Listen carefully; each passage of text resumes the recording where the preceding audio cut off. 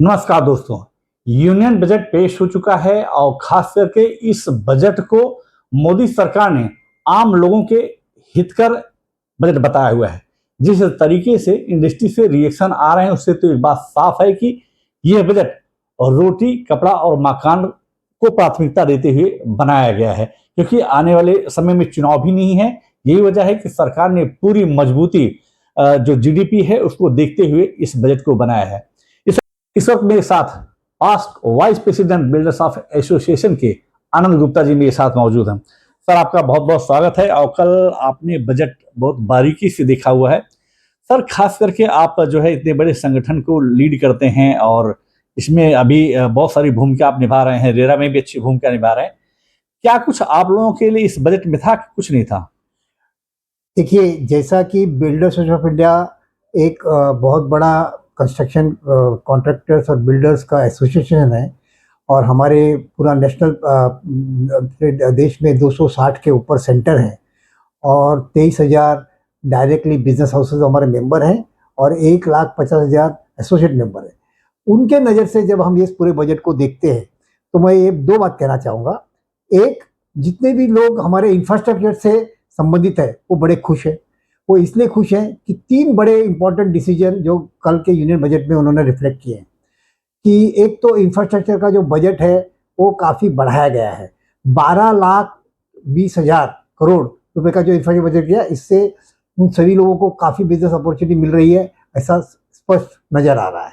दूसरा, 7 speed rail corridor का जो अनाउंसमेंट किया गया है उसके लिए भी लोग बड़े खुश हैं और एक हमारा देश बड़ी उन्नति की तरफ जा रहा है और जो चाइना और यूएसए और जो एडवांस कंट्रीज है उनके रैंक में जाने की कोशिश कर रहा है, ये स्पष्ट नजर आता है। और तीसरा, इंफ्रास्ट्रक्चर की नज़र से उन्होंने डिक्लेयर किया है कि टायर 2 और टायर 3 सिटी में हर एक सिटी को 5,000 करोड़ रुपया दिया जाएगा इन 5 ईयर्स और कमर्शियल हब बनाने के लिए।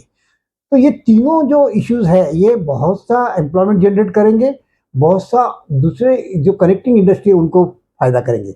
इसके लिए जितने भी हमारे जो मेंबर कॉन्ट्रैक्टर और इंफ्रास्ट्रक्चर में से संबंधित है वो इन जनरल बड़े खुश हैं बजट से। और ये, लेकिन जहाँ तक रियल एस्टेट का सवाल है तो ये अपेक्षा की जा रही थी इस बजट से कि हमें अफोर्डेबल हाउसिंग के लिए कुछ रिलैक्सेशन मिलेगा। पर्टिकुलरली ये जो डेफिनेशन है अफोर्डेबल हाउसिंग की 45 लाख की, इसको बढ़ा के 90 लाख किया जाए, जो कि कल नहीं हुआ।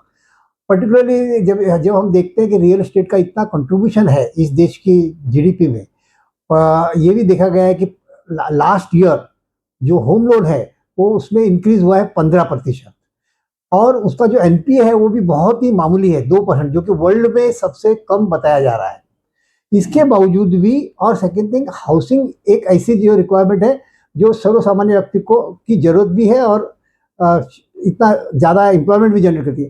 तो हमारी ये शिकायत है गवर्नमेंट ऑफ इंडिया से कि ये बजट को अफोर्डेबल हाउसिंग का हित में यूज़ नहीं किया गया।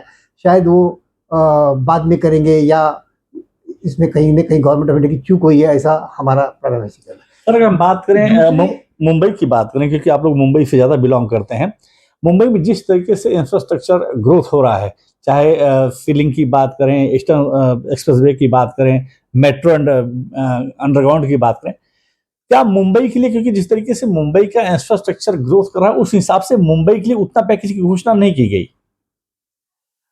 देखिए, ये बात आप कह सकते हैं कि बॉम्बे के लिए जितना जीडीपी में कंट्रीब्यूट करता है, जितना उसकी पोटेंशियल है, उसके हिसाब से उसको उसका शेयर नहीं मिला है।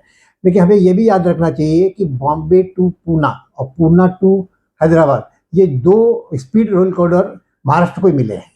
और सेकेंड थिंग, हमें ये भी याद रखना चाहिए कि जो 12,20,000 करोड़ इंफ्रास्ट्रक्चर में उसमें सबसे ज़्यादा यदि किसी को मिलने वाला है बेनिफिट तो महाराष्ट्र स्टेट को मिलने वाला है। तीसरा, इस देश में सबसे ज़्यादा टायर 2 और टायर 3 सिटी ये महाराष्ट्र में ही है और जिसका फायदा डायरेक्टली उन कॉमर्शियल हबों को बनाने के लिए मिलने वाला है। तो हो सकता है बॉम्बे से थोड़ी डायरेक्टली बॉम्बे को इम्पैक्ट नहीं कर रहा हो, लेकिन Maharashtra as a state definitely बहुत ज़्यादा बेनिफिटेड है। लास्ट सवाल कि जिस तरीके से आप लोग कंस्ट्रक्शन में लोहे का इस्तेमाल करते हैं, सीमेंट का इस्तेमाल करते हैं, बेसिक जो एमिनिटीज लगती है, एल्यूमिनियम का इस्तेमाल करते हैं, अपेक्षा आप लोग ये लगा रहे थे कि इस बार हो सकता है कुछ सेगमेंट में कुछ रियायत दी जाए, क्योंकि रोड का जिस तरीके से पूरे देश में काम चल रहा है, कंस्ट्रक्शन के बहुत तेजी से काम चल रहे हैं, क्या उसमें कुछ फुलफिल हुआ? नहीं, मुझे ऐसा कहना है कि थोड़े दिनों पहले ही गवर्नमेंट ने काफ़ी जीएसटी के जो टैक्सेशन है उसको रिफॉर्म किया था। तो सीमेंट का 28 से उन्होंने 18 कर दिया था। तो बहुत ज़्यादा जो टैक्स रेट में कुछ कर दोगी ऐसी अपेक्षा नहीं थी।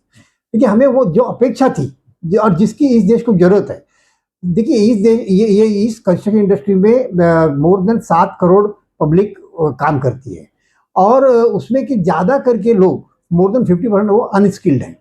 गवर्नमेंट ऑफ इंडिया ने लेबर वेलफेयर शेयर्स बोर्ड लगाया हुआ है कंस्ट्रक्शन इंडस्ट्री में, जो 1% कलेक्ट करते हैं और रिकॉर्ड ये कहता है कि मार्च 2024 तक 1,17,000 करोड़ रुपए कलेक्ट किए गए और उसमें के 77,000 करोड़ रुपए अनयूटिलाइज है। तो एक तरफ तो हम लेबर वेलफेयर कलेक्ट भी कर रहे हैं पब्लिक से और उसको यूटिलाइज नहीं कर रहे हैं, दूसरा हमारे यहाँ बहुत से लोग अनस्किल्ड हैं। तो हमारा ये एक्सपेक्टेशन था बीआई का कि ये सारा फंड ये बजट में वो डिक्लेयर करेंगे कि सारा स्किलिंग ऑफ लेबर के लिए यूज किया जाएगा, जो कि नहीं हुआ। मैं अभी भी गवर्नमेंट ऑफ इंडिया से गुजारिश करूंगा कि ये फंड जो अनयूटिलाइज है, जो कि कोई नया एडिशनल बजट पे ऐड नहीं करता है, गवर्नमेंट ऑफ इंडिया के एक्सपेंडिचर पे ऐड नहीं करता है, उसको स्किलिंग ऑफ कर रहे हैं। तो इससे लेबरों का पोटेंशियल बढ़ेगा, उनकी प्रोडक्टिविटी बढ़ेगी और उनका खुद का वेतन 1 गुना से 4 गुना हो सकता है यदि वो स्किल्ड लेबर रहेंगे। तो यह कहीं ना कहीं ये मतलब एक मेरा हाउसिंग अफोर्डेबल हाउसिंग के लिए और एक लेबर से इसको का प्रॉपर यूटिलाइजेशन के लिए गवर्नमेंट ऑफ इंडिया से आग्रह रहेगा कि इस पे वो पुनर्विचार करें। तो ये आनंद गुप्ता जी हैं, past vice president builders association of India, जिनका कहना है कि बजट तो काफ़ी ठीक ठाक है, लेकिन अगर दो इन मुद्दों पर बात की गई होती, क्योंकि जिस तरीके से अनस्किल्ड लोग आते हैं इस कंस्ट्रक्शन सेक्टर में, अगर उनको ट्रेनिंग करके भेजा जाए तो उनका लाइफ स्टैंडर्ड, उनकी सैलरी को भी बढ़ाया जा सकता है और काम में गति भी दी जा सकती है। तो अगर ऐसे मुद्दे पर सरकार इस पर पुनर्विचार करे, हालांकि ये इंडस्ट्री जो है एक ऐसी इंडस्ट्री है जिसका देश के जीडीपी में बेहतरीन योगदान रहा है। Ashok Shukla, live India news, Mumbai.